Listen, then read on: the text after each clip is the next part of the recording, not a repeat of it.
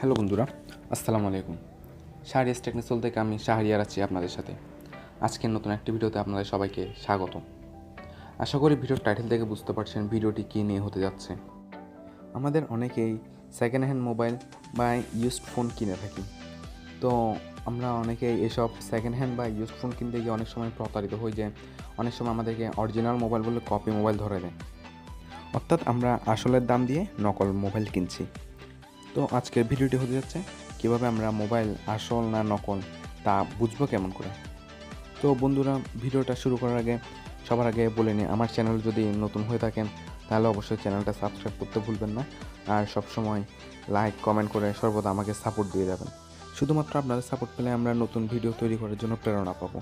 সেজন্য সবসময় কমেন্টে জানাবেন পরবর্তী ভিডিওটা কী নিয়ে চাচ্ছেন বা কী নিয়ে পরবর্তী ভিডিওটা তৈরি করব। তো ফিরে আসছি ইন্টার পরে।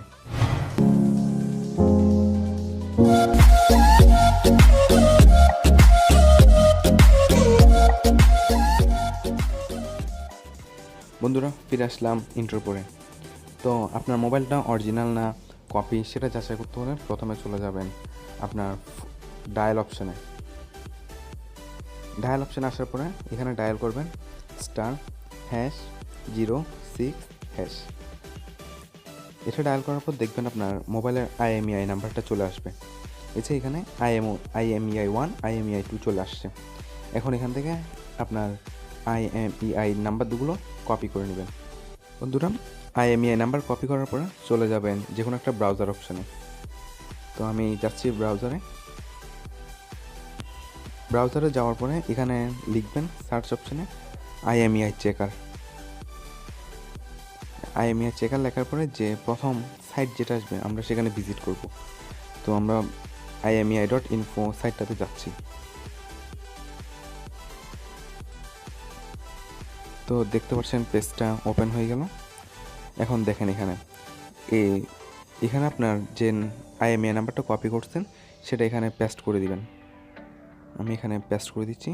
পেস্ট করার পরে এখানে এই ক্যাপচা যেটা আছে ক্যাপচাটা পূরণ করবেন।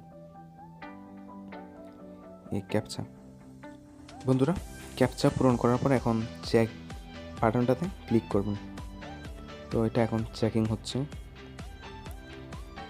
চলছে।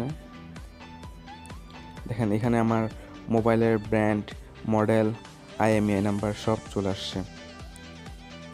এখানে আমার মোবাইলের স্পেসিফিকেশন যা আছে সব চলে আসছে, অর্থাৎ আমার মোবাইল হচ্ছে অরিজিনাল। এখন যদি আপনার মোবাইলে IMEIটা দেওয়ার পরে যদি এই অপশানগুলো না আসে, এগুলো শো না করে, তাহলে মনে করতে হবে আপনার মোবাইলটা নকল বা কপি। তো এভাবে আপনি চেক করে নেবেন আপনার মোবাইলটা অরিজিনাল না কপি।